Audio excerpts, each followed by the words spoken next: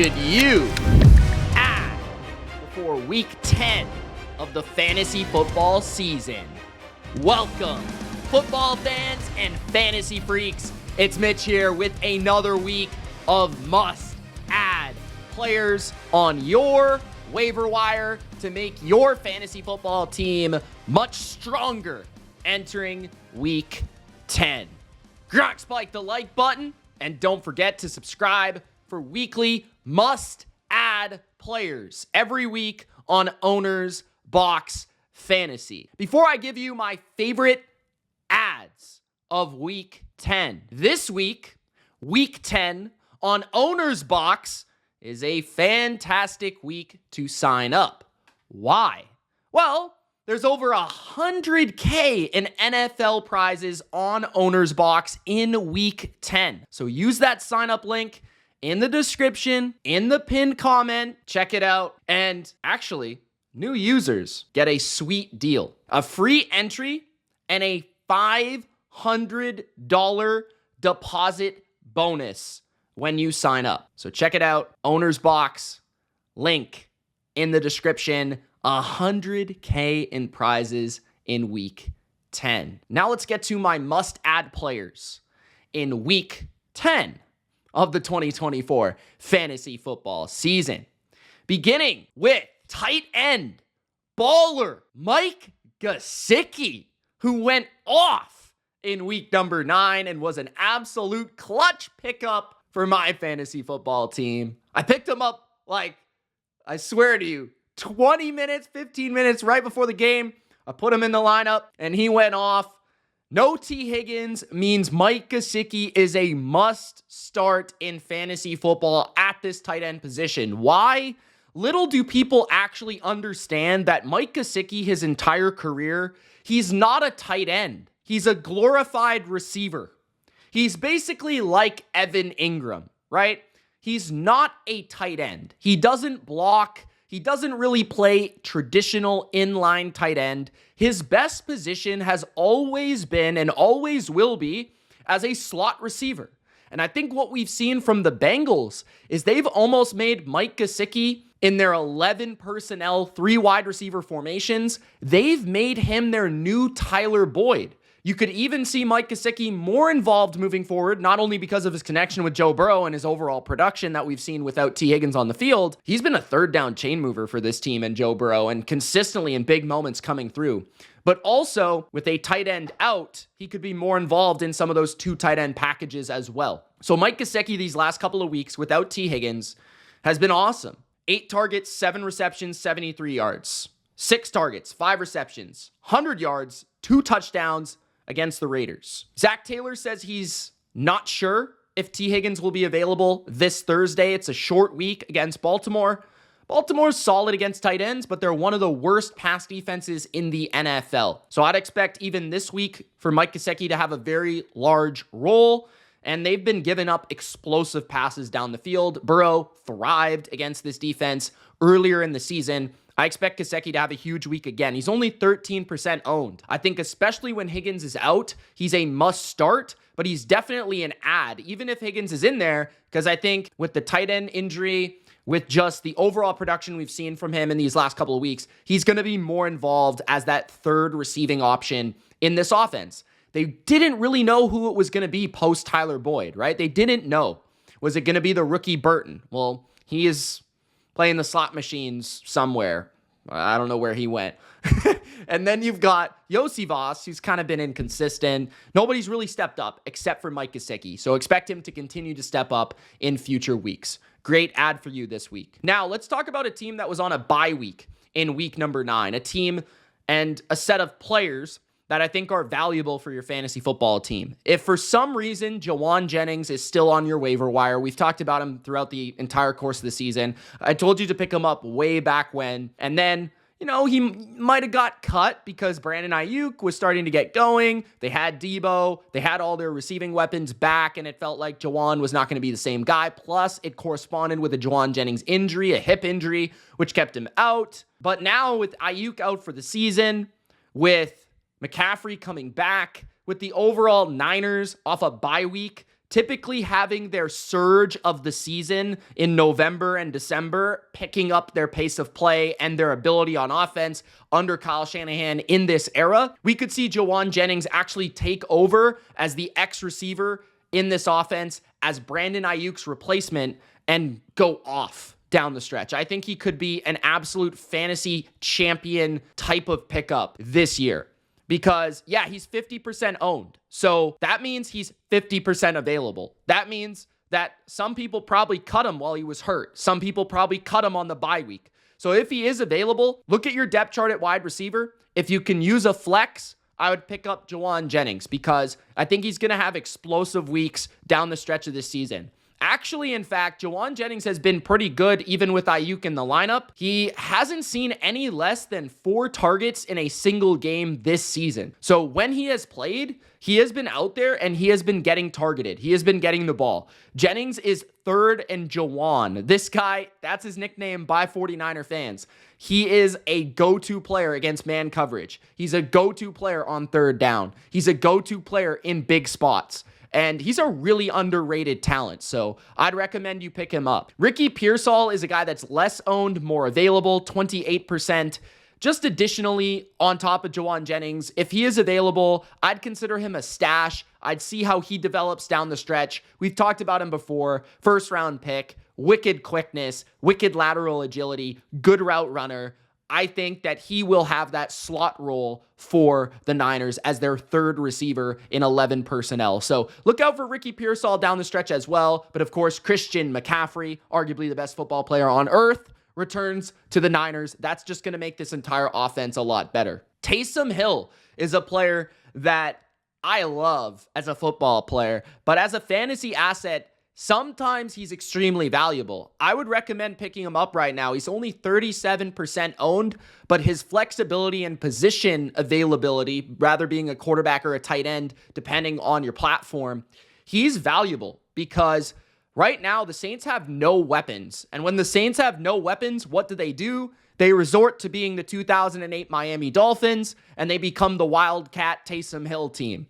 And Taysom Hill, he had 5 attempts and 4 receptions last week against Carolina. He had a touchdown on top of it. So if he's seeing 9 opportunities a week as a tight end, that's extremely valuable. Plus, he's seeing high valuable touches as a red zone weapon for the Saints. He's going to be a guy that they run with the football inside the 5, inside the 10 with Derek Carr, because what is Derek Carr really bad at? Scoring touchdowns in the red zone. Taysom Hill is a glitch in the red zone. So you put Taysom Hill in there, he could get a touchdown for you almost every game. He's going to have explosive weeks. And he's also becoming more of a receiving weapon at tight end because they have no receivers left. Rashid Shaheed's out for the year. Chris Olave seriously injured. They just have nobody reliable, no weapons at all for Derek Carr, meaning Taysom Hill and more Taysom Hill. So pick him up if you need a tight end that has a little bit of upside as opposed to just all these guys that have a floor. You know what I mean? Ray Davis is a player of the Bills, backup running back, that I think is valuable. He's been a stash across fantasy leagues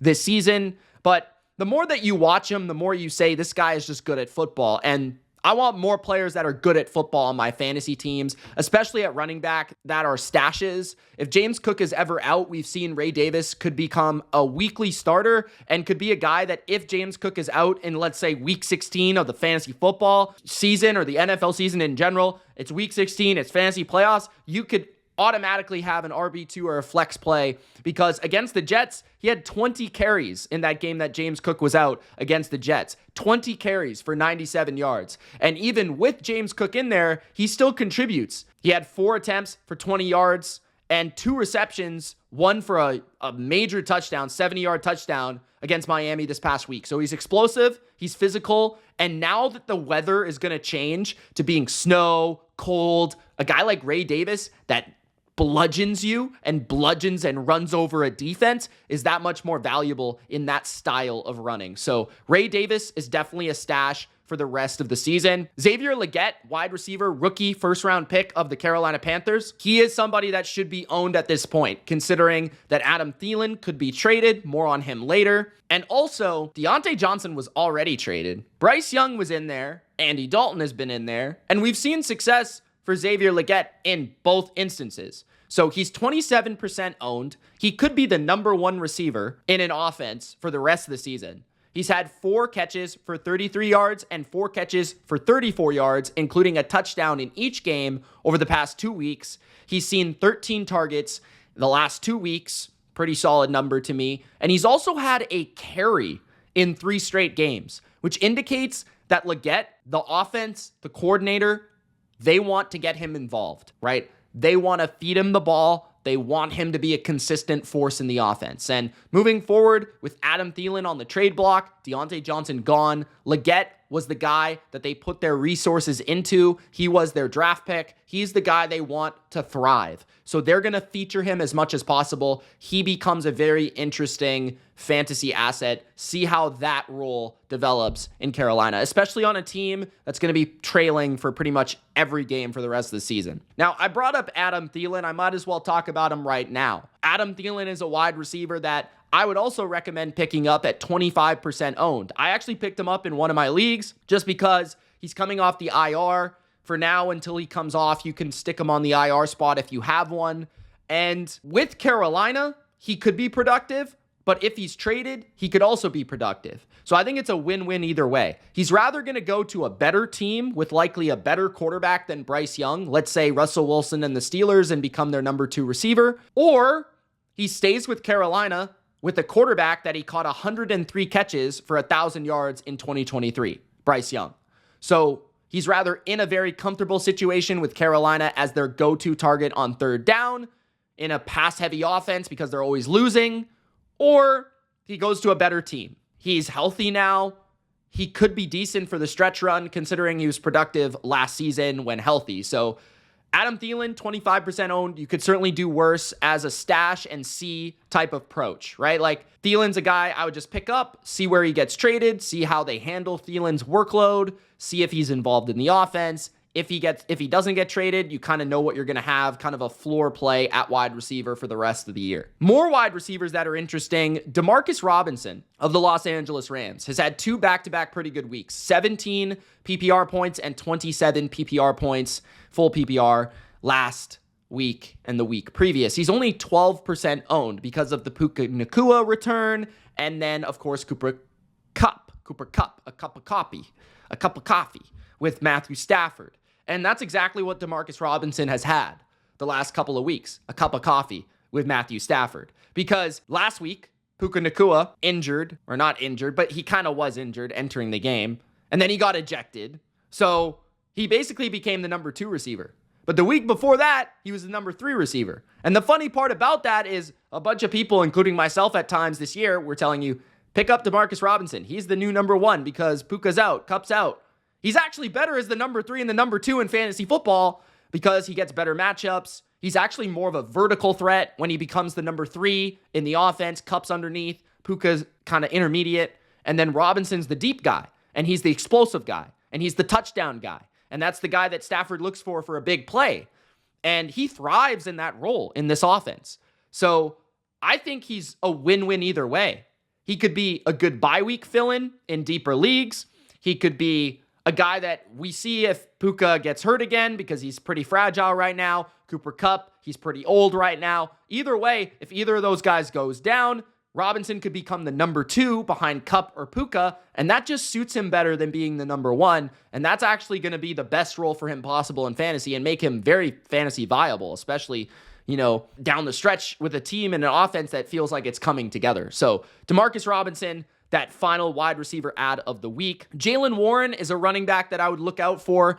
42% owned, nearly 50%, but he's still out there in a majority of leagues. And what I like about Jaylen Warren is coming off the bye week for the Steelers, he's going to be fully healthy. The last couple of weeks, he's seen a pretty productive role in the offense. Arthur Smith's run-heavy approach, 21 carries in the last 2 weeks, right? That's 10 plus carries on average.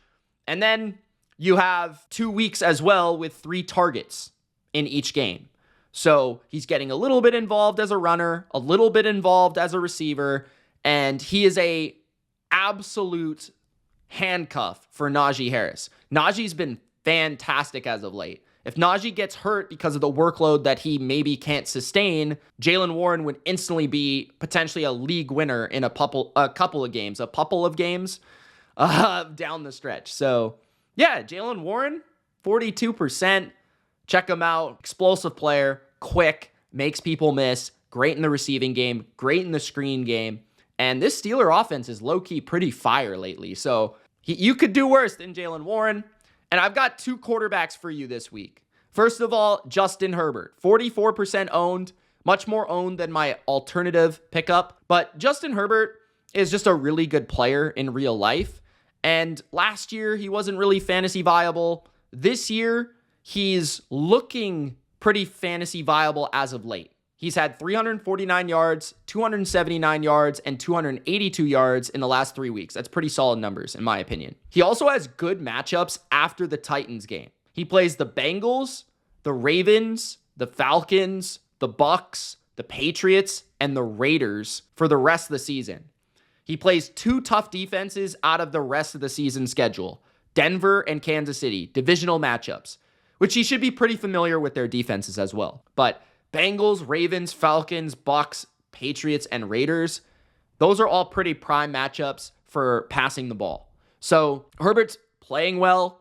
He seems to have a better understanding of this new offense under Greg Roman. He seems to have rapport with more of these receivers like Quentin Johnston, who's also an interesting pickup and a stash in fantasy this week as an explosive threat for Herbert and a perimeter receiver. But I would just trust that Herbert, against these matchups, as good as he is, as good as the Chargers look as a team, he should be able to put up some pretty serviceable starting numbers at quarterback for those matchups. I'd avoid him against the Titans, the Chiefs, and the Broncos, but against the Bengals, the Ravens, the Falcons, the Bucks, the Patriots, the Raiders, he feels like a quarterback that you could pick up if you're struggling at that position, and you could feel confident he's going to put up a pretty solid week. The other quarterback is, many compare him to Justin Herbert, Drake May of my Patriots. Drake May has just been an unbelievable fantasy asset and feels like a quarterback that for the next 10 years is going to be one of the best fantasy quarterbacks that there is. Why? Because he's a really explosive passer of the football, and he's a really good runner. Drake May actually has the second most rushing yards through his first 4 starts, or any rookie quarterback's first 4 starts of their career. The second most, only behind Robert Griffin III, and he was 1 yard shy of Robert Griffin III. The crazy part about that is he only played 1 quarter in one of the games.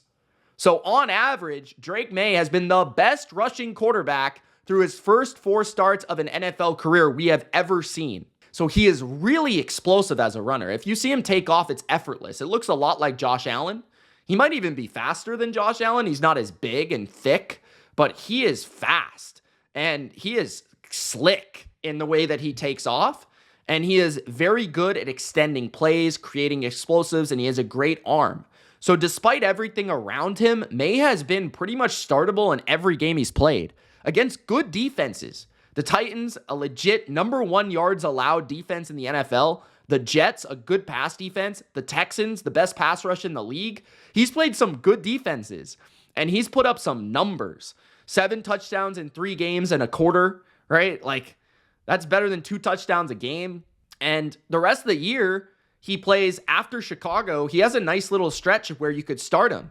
He plays the Rams, the Dolphins, the Cardinals, and the Bills. I feel like all defenses that he could have some functional, if not really good weeks, especially against teams like the Rams, the Finns, and the Cardinals, games that other team might be scoring where he has to keep up and push the pace. And that's the great thing about this Patriots team and Drake May this year. He actually gets to showcase his ability because the defense isn't any good, and they pretty much have to play through him because they can't run the ball. So Drake May basically is their entire offense right now, throwing and running the ball, which makes him fantasy viable, a lot like a mini Josh Allen. So yeah, Drake May is that final ad of the week, and those are my 10 must-add players of week number 10. Remember, check out OwnersBox for week 10, 100K in prizes, guys. Check out the link in the description. It's Mitch. Thank you so much for watching.